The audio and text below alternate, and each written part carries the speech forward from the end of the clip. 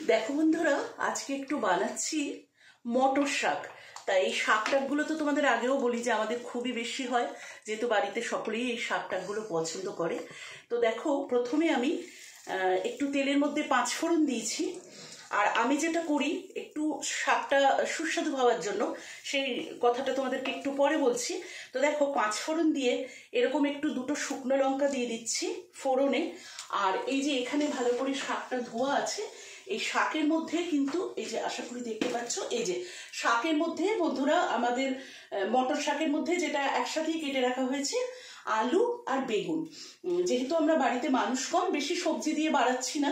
এক্ষেত্রে তো যারা মনে করো যে একটু সবজি দিয়ে বাড়াতে চাও তারা অবশ্যই বাড়াতে পারো, কিন্তু আমরা খুব একটা বেশি শাকের মধ্যে আনাজ দিই না।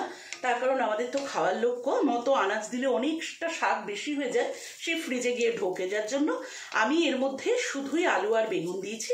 তোমরা তোমাদের খুশি মতো যেরকম আনাজ পছন্দ করো দিতেই পারো। আর এই দেখো, এখানে আমি বড়িটা আলাদা করে ভেজে কিন্তু তুলে রেখে দিয়েছি। এবারে আমার তেলটা কিন্তু বেশ গরম হয়ে গেছে। 5 ফোড়নটা আরেকটু সুগন্ধটা ছাড়লে আমি যেটা করব, শাকটা কিন্তু দিয়ে দেব। আর প্রসঙ্গত উল্লেখযোগ্য বন্ধুরা, যে এটা কিন্তু অনেকেই এটা তোমার আলু বেগুনটা আলাদা করে ভেজে নেয়। আমি কিন্তু আলু বেগুনটাকে আলাদা করে আর ভেজে নিই না। কেন, আমি আমার শাশুড়ির কাছে শিখেছি, উনি বলতেন যে একসাথে দিয়ে দিলেও কিন্তু কোনোই অসুবিধা হয় না। তো একসাথে দিয়ে একদম নুন চিনি দিয়ে আমি কিন্তু ঢাকা চাপা দিয়ে শাকটা কিন্তু করবো। বুঝতে পেরেছো? তাতে কিন্তু যে কোনো রকম টেস্টের আমি হেলথের এত বছর ধরে তো রান্না করছি, আমি দেখিনি যে আলাদা করে ভেজে না নিয়েছি বলে কোনো রকম যে টেস্টের ডিফারেন্স হয়, সেটা কিন্তু হয় না আর কি সেটা। এবার তোমরা যদি কেউ মনে করো যে না ভেজে নিয়ে আলাদা করে তুলে করবে, অনেকেই যেটা করে সেটা অবশ্যই করতে পারো, সেটা তোমাদের অভিরুচি। এবার দেখো, এটাকে আমি একটু মজে যাবে, একটু যখন মজে গেলে কিন্তু আমি একটু চিনি আর নুন দুটোই কিন্তু আমি দিয়ে দেবো। একটু এটাকে আমার মজতে দিতে হবে, একটু মজে গেলে আমি একটু নুন আর একটু চিনি কিন্তু দিয়ে দেবো। কেমন? আর আমি মানে কি দিলে শাকটা ভীষণ ভালো হয় সেইটা আমি একেবারে তোমাদের লাস্ট পর্যায়ে বলতে থাকছি। আপাতত শাকটা আমার মজুক, কেমন? শাকটা মজুক, তারপরে আমি একটু নুন মিষ্টি দেবো, তারপরে কি পর্যায়ে কি দিচ্ছি সেটা তোমাদের সাথে শেয়ার করছি। শাকটা আমার একটু মজতে একটু সময় দিতে হবে। দেখো বন্ধুরা, ইতিমধ্যে কিন্তু আমি কাঁচা লঙ্কা, আন্দাজ মতো নুন, আন্দাজ মতো চিনি সবটাই কিন্তু দিয়ে, দেখো আমার শাকটা কতটা পরিমাণে মানে মজে এলো সেটা তোমরা দেখতেই পেলে। যখন ছাড়লাম, এগুলো তো সবই শাকটাকগুলো সকলেই করো। তো ওই যে বলি, আমাদের বাড়িতে যেহেতু নিরামিষের প্রচলনটা বেশি, সবাই পছন্দ করে, বাবা এবং মেয়ে দুজনেই, সেই কারণে আমাদের কিন্তু নিরামিষ নানা রকমের শাকটাকগুলো একটু বেশি হয়। তো এটা যেরকম মটর শাক হচ্ছে, মোটামুটি তোমার পালং, কলমি, এগুলো তো খুবই কমন, এগুলো তো ধরো হয়েই থাকে। এছাড়াও তোমার বেথুয়া শাক থেকে শুরু করে, মেথি শাক থেকে শুরু করে আমাদের কিন্তু এইগুলো খুবই হয়। আর এইটা তো আমার দেখতেই পাচ্ছ বন্ধুরা, বেশ একটু মজে এসছে।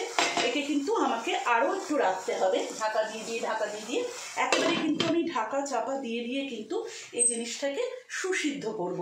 তারপরে পর্যায়ক্রমে কি করছি, যদিও তোমরা এগুলো সকলেই জানো, তবুও যেটা বলি, রান্নার পদ্ধতিটা তো এক একজনের এক এক রকম হয়। আর লাস্ট অব্দি যে টিপসটা তোমাদের সাথে শেয়ার করব, সেটা কিন্তু শাকটা যখন আমার কমপ্লিট হবে তখন শেয়ার করব। তো চলো, এখন আবার এটাকে একটু আমি ঢাকা চাপা দিয়ে একটু এটাকে আমি আর একটু মাখা হয়ে যায়, বা জিনিসটা একটু ঘাঁটা যত হবে শাক কিন্তু খেতে ততই ভালো হয়। তো সেই সময়টুকু এখন আমি ওকে দেবার জন্য একটু ছেড়ে দিই ওকে ঢাকা দিয়ে। দেখো বন্ধুরা, তোমাদেরকে তো যেমনটা বললাম যে আমি তো এর মধ্যেই নুন, মিষ্টি, হলুদ সবই দিয়ে দিয়েছি। আর দেখো, যেটা তোমাদের একটু হয়তো সাদা মনে হতে পারে, আমি হয়তো আগেও কোনো ভিডিওতে, আমার রান্নার ভিডিওতে বলে থাকবো যে হলুদ জিনিসটা আমরা তো এমনি একটু কম ব্যবহার করি, আর শাক টাকগুলোতে হলুদ কিন্তু কম ব্যবহার করি। আর দেখো, এই যে খুন্তি দিয়ে আলু ঘাঁটলে কিন্তু আমার সেদ্ধ হয়ে যাচ্ছে। এবার যারা একটু জল দিতে চাও তারা হয়তো দিতেই পারো, কিন্তু আমরা না এই শাক জিনিসটায় একেবারেই জল ব্যবহার করি না। এইরকমই ঢাকা চাপা দিয়ে আমার শাকটা দেখো প্রায় হয়ে গেছে। এই যে তোমরা একটুখানি খুন্তিতে তুলে দেখাই, দেখো এরকমই কিন্তু ভাজা ভাজা মাখা মাখা ব্যাপারটা আমাদের কিন্তু বেশি ভালো লাগে। এইবার দেখো যে বড়িটা আমি ভেজে তুলে রেখেছিলাম, এবারে কিন্তু সেই বড়িটা আমি ওপর দিয়ে একটু ছড়িয়ে আবার কিন্তু আমি এটাকে একটু নাড়াঘাটা করে দিয়ে আবার কিন্তু আমি আবার এই ঢাকা চাপা দিয়ে আবার 2-3 মিনিট একটু রাখবো।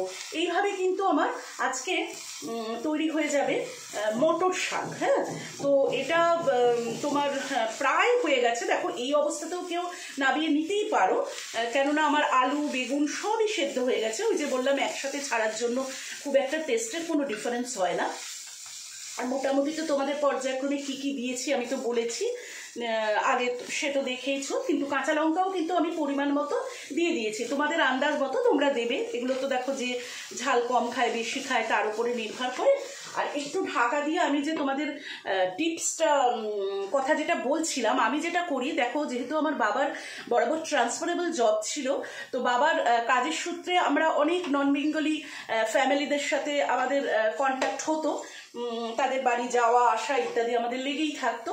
তো সেই কারণে দেখো আমি যেটা করি শাকের ক্ষেত্রে, এটা তো পাঞ্জাবিরা ভীষণভাবেই করে থাকে, যে কোনো শাকে আমি এই ফর্মুলাটা ইউজ করি।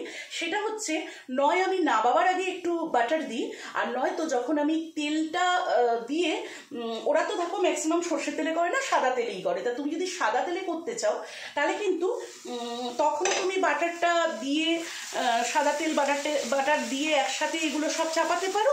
আর তা নাহলে কেউ যদি সর্ষের তেলে করে তখন বাটারটা না দিতে চাও, সেক্ষেত্রে কিন্তু পরবর্তীতে বাটারটা কিন্তু দিতেই পারো, তাতেও কিন্তু কোনো রকম অসুবিধা নেই।